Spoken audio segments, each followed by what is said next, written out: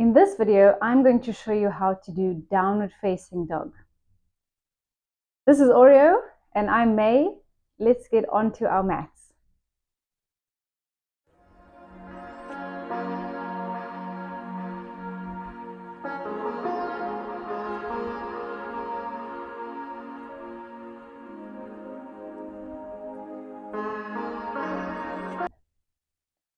Okay. I have a friend looking for attention here. So let's try to get him to lay down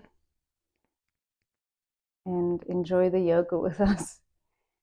So we're going to begin from a 4-point base, and you're going to come onto your hands and your knees. If you have socks, I recommend that you take the socks off, because this pose requires you to have good grip in your feet and in your hands.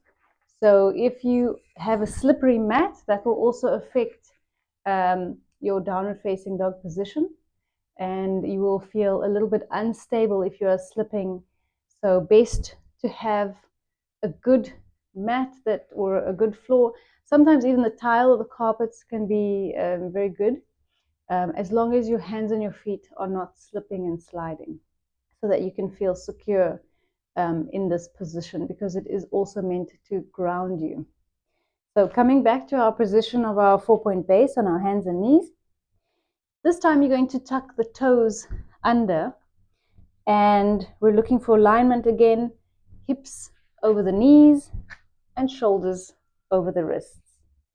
Your hands are shoulder width apart and your knees are hip distance apart.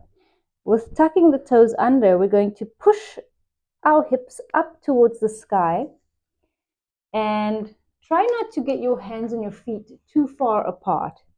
If they're too far apart, it's very unstable here and much harder to hold. So you're just going to walk your feet in and your hands in. So basically exactly from this position, from the 4-point base where we started, you're going to tuck the toes up and push the hips back. You don't need to move your hands or your feet to reposition yourself. You can keep a bend in your knees and lift your hips up as high as possible. So the aim of downward facing dog is so that you can strengthen out the spine, you can create elongation in the neck, and you can breathe really deeply here in downward facing dog. Your gaze or your drishti is towards your belly button. So what you can do is you can draw your chin all the way into your chest, so you can feel the length being created along the neck.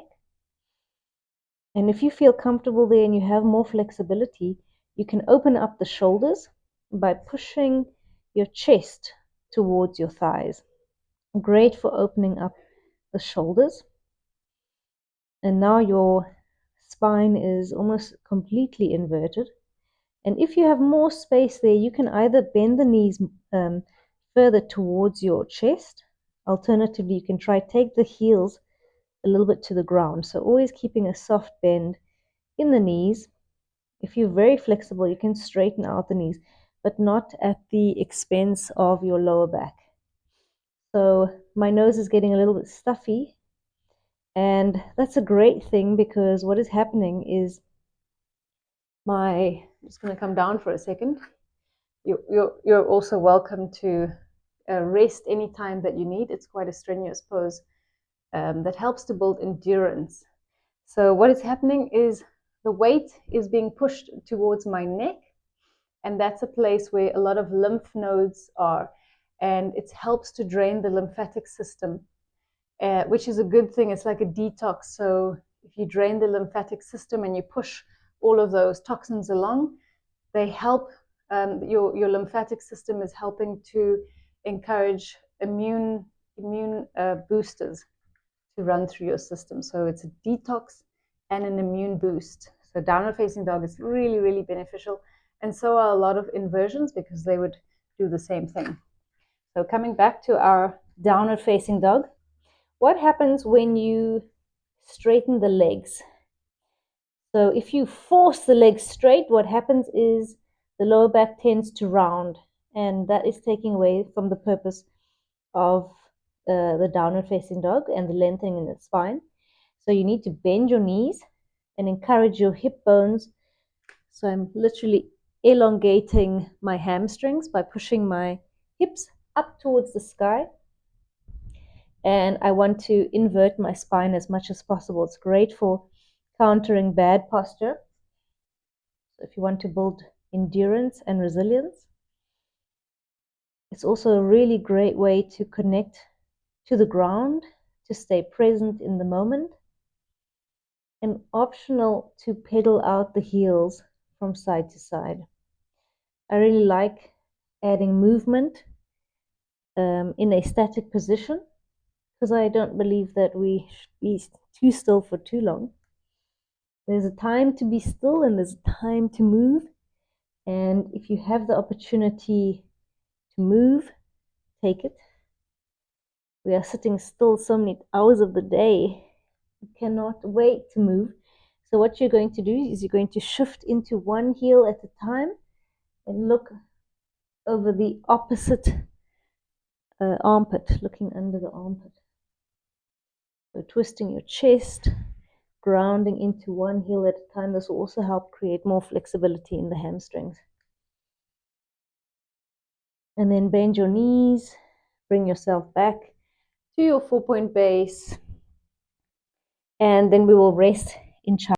So my next video is child's pose. It's a fantastic resting pose to come out of downward facing dog. Downward facing dog is a really great pose.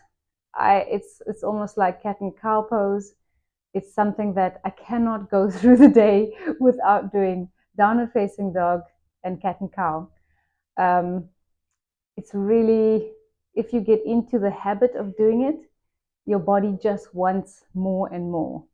So I hope you enjoyed this video, and I hope that you get into your downward facing dog easy and comfortable. And I will see you in the next video. Please like, share, and subscribe this video if you have not done already. And have a beautiful day.